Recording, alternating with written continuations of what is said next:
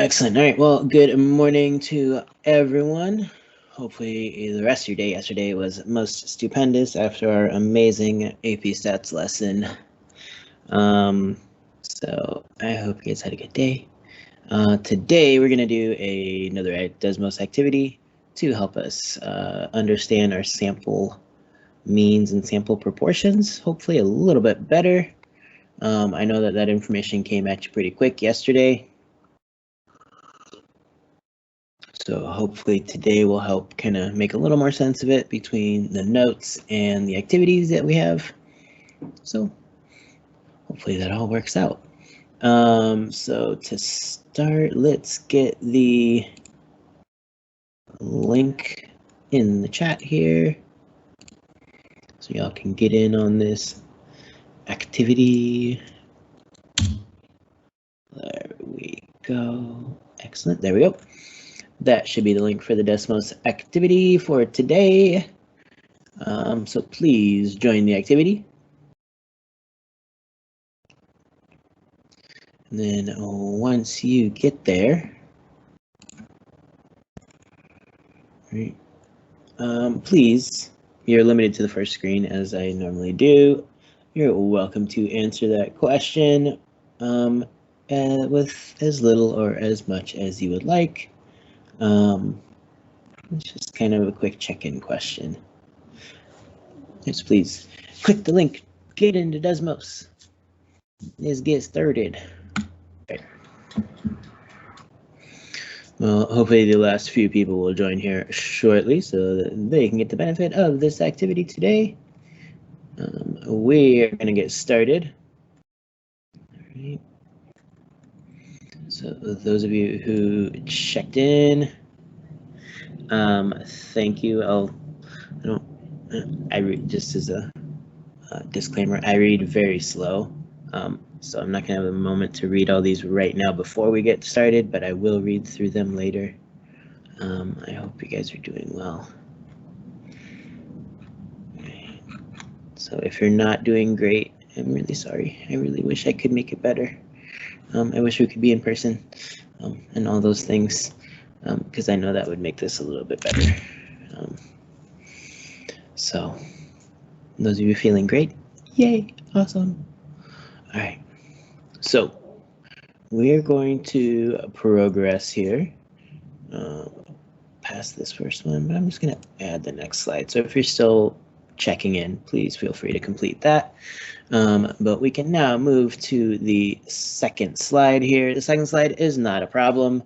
It's just a quick review. It's essentially the last slide from our presentation yesterday, showing the formulas that you might want to be able to refer to today with proper notation and conditions that we check for between sample proportions and sample means when dealing with the sampling distributions. All right. So once again, with sample proportions, the mean of the sample proportions is equal to the proportion from our population, right, P. The standard deviation of our sample proportions is the square root of our population proportion times the rest of that proportion, right, divided by the number of samples, right, not the number of samples, the size of the sample, I apologize. As n increases, the sampling distribution becomes approximately normal, right? The large counts condition must be satisfied to do normal calculations, meaning the number of successes and the number of failures should both be greater than or equal to 10. Again, in order to find the standard deviation, we must confirm the 10% condition is satisfied. With sample means, the mean of the sample means is the mean from the population. The standard deviation of the sample means is equal to the standard deviation of the population divided by the square root of the size of the sample. And again, to do this, we must confirm the 10% condition has been satisfied. If the population distribution is normal, then so is the sampling distribution of X bar, or the sample mean. The central limit theorem says that when n is large, greater than or equal to 30, the sampling distribution of the sample mean, X bar, is approximately normal. So we do need to confirm the central limit theorem if the parent population is not given as being normal, right? So this is just kind of in a nutshell, things we need to know to use these concepts. Before we move on, is there any questions?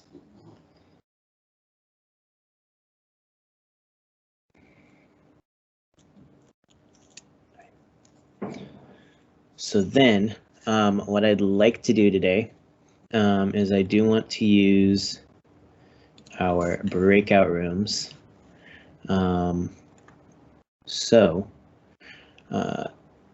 Before I open these things up, what I'd like to do, we're going to do breakout rooms. I'm going to put you guys in your rooms, and I'm going to give you 30 minutes to work. So I'll essentially open up all of the slides. So you guys can work through those, get your answers, such. I will take time to check in on each of the rooms to see how you guys are doing, see if you have any questions, see if there's anything I can clarify. At the end of the 30 minutes, we'll all come back together and do a quick review of the problems and answer any questions we have as a group. Okay, so that's the idea. That's why I'd like to do this today.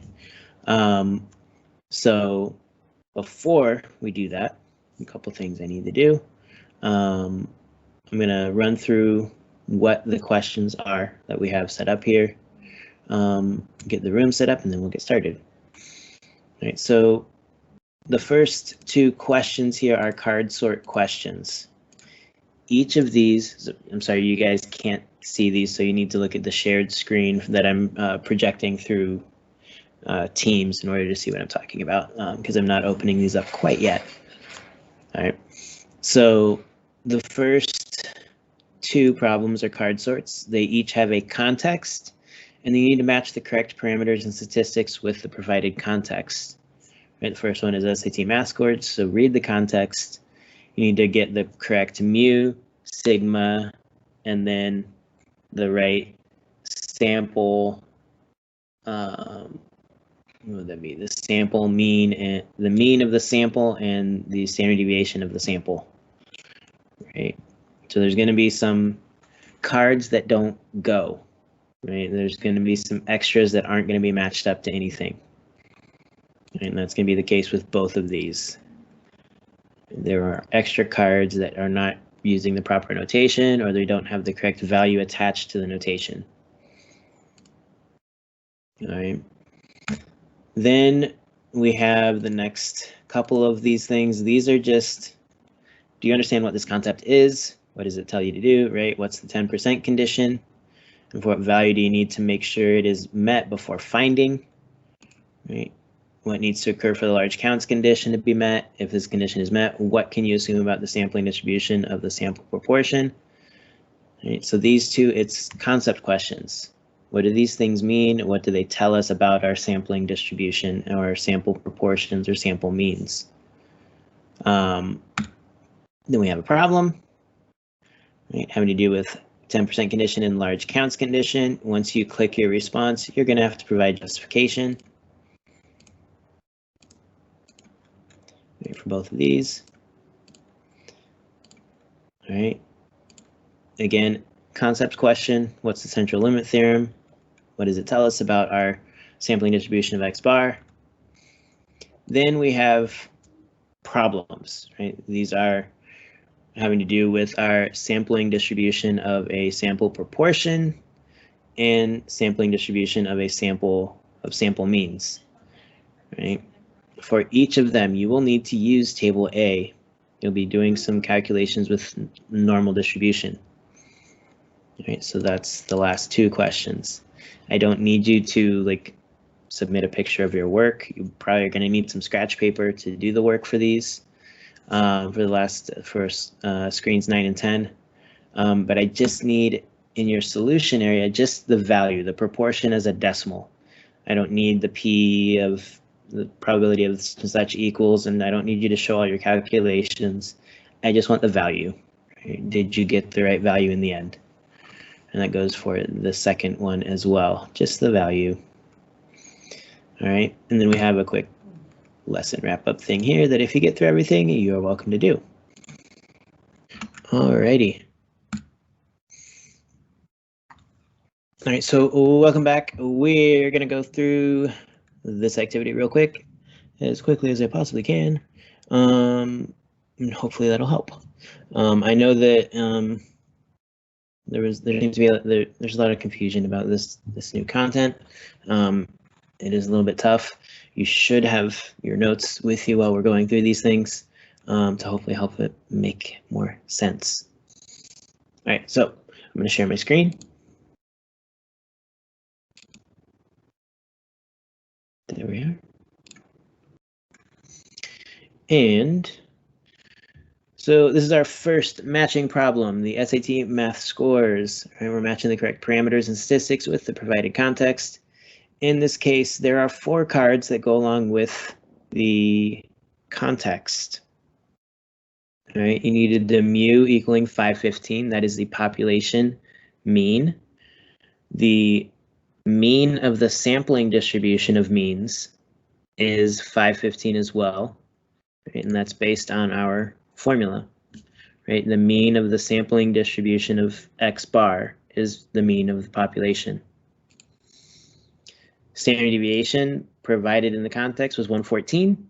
And so then the standard deviation of the sampling distribution of X bar is 114 divided by the square root of the sample size, which was 100.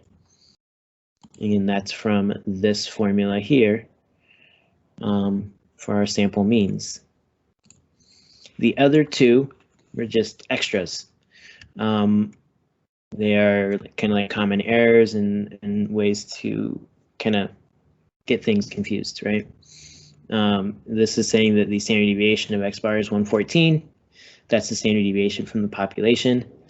And this would be taking the mean from the population and dividing it by the sample size to find the population, a mean, but that would be incorrect as well. Is there any questions about the SAT math scores? All right. Then the PEDs in college sports, this one had a lot more extra cards. For this one, we have a parameter P equaling 0.30. There's 30% is our supposed proportion of Division I athletes that think the PEDs are a problem, right? P hat is the sample proportion. And so the mean of P hat is equal to the proportion from the population, 0.30. And again, that's because of this formula here, this rule. The mean of the sample proportion is equal to the proportion from the population. And then the standard deviation of the sampling distribution of these sample proportions is the square root of probability of success, which would be the proportion that we're tracking, 0.30, times the rest of the proportion, 0.7, divided by the sample size of 750. So these are the 3 cards that go along with the context. The other 4 cards are again things that are common to write the wrong notation with the right number or wrong number, and and such. These are common ways that these things get confused. Is there anything I can clarify on this one, the PEDs in college sports?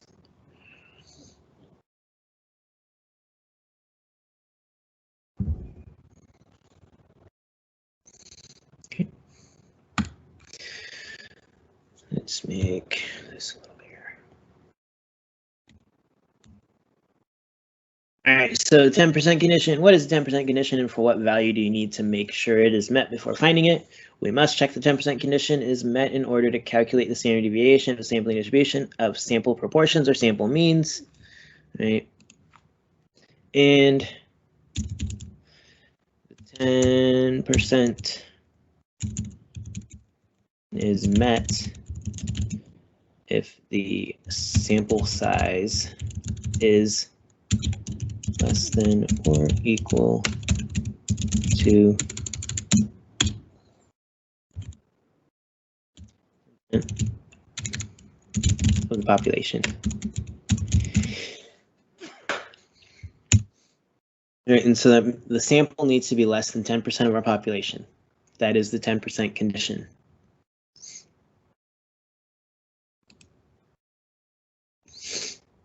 Right, and the 10% condition must be checked for sample means and sample proportions.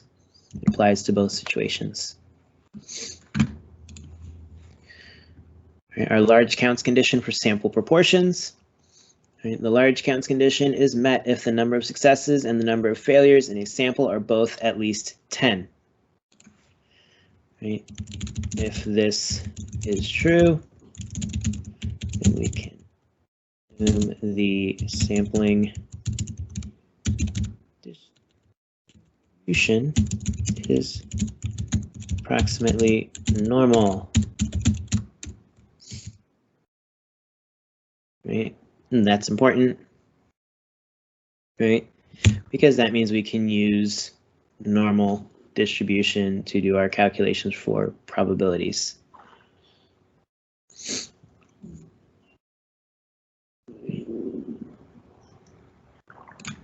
The Scrabble problem. Right, in the game of Scrabble, each player begins by drawing 7 tiles from a bag containing 100 tiles. There are 42 vowels, 56 consonants, 2 blank tiles in the bag. All right, Mr. Mosley chooses an SRS of 7 tiles, so n equals 7, and p hat is going to be the proportion of vowels in the sample. We have the proportions from the population indirectly given, right? There is a 0.42 proportion of vowels and 0.56 proportion of consonants and 0.2 or 0.02 of blank tiles because it's out of 100. Okay, so we have those proportions, but we weren't necessarily asked for them or given them exactly in the same notation. So is the 10% condition met in this case? Yes, because 7 is less than 10% of the entire population, right? 7 tiles is less than 10% of 100. So our 10% condition has been met. Okay. And then is the large counts condition met in this case? No. This is, since the sample size was only 7, it's impossible to have at least 10 successes or 10 failures. Right? And that's our large counts condition. It says that the number of successes and the number of failures within a given sample both need to be more than, or at least 10. Right? And that didn't happen. It can't happen. I only drew 7 tiles. So the large counts condition is not met, which means we cannot use the normal approximation. Is there anything I can clarify on the Scrabble example?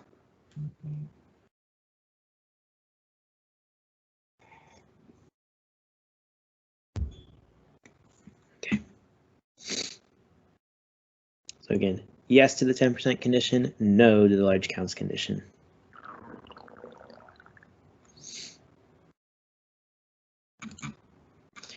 All right, for the central limit theorem. All right, for our purposes in this course, what sample size n is considered to be large enough for the central limit theorem to be used? What does it mean about the sampling distribution of x bar if the sample size n is large enough? All right. Large enough is considered to be a sample of at least 30, greater than or equal to 30. The sample size is large enough, and we can assume the sampling distribution is approximately normal. Right. So that's what the CLT or central limit theorem tells us and allows us to do. But we need to check that the sample size is big enough. Right. Lastly, right, students and diets. Right, this is a multi-part problem. I will post the solution for this and the next one later because it's already 9:30. And for me to work through both of these problems would probably take like 15 to 20 minutes, and I'm not sure if you guys want to hang around that long. If you do, I'm happy to do so. But I am already past the hour mark, so I want to take that into consideration. So if you want me to do that and you want to stick around, please let me know. I'm happy to do so. Otherwise, I will post the solutions in Canvas for these two. All right, so with that, if you'd like to go to the last slide and do this little quick checkout, that would be awesome. Yeah, if you have any other questions, comments, concerns, please let me know. If there's anything you'd like more of an explanation for or other examples of, also please let me know. I'd be happy to provide more examples, either in video form or just in PDF form for you guys to look through. But yeah, let me know. I also do have all the solutions for the practice problems posted now. For section 7.1, 7.2, and 7.3, I got those up last night. So if you have been doing the practice problems, the solutions are now available. Other than that, if you're doing the checkout, once you're done with the checkout, you all are free to go. Have a lovely rest of your day and lovely rest of your week and a great weekend. And I'll see you next week. And remember, there's no school on Friday or next Monday. Got a nice long weekend this weekend. Right? So hopefully you get an opportunity to relax.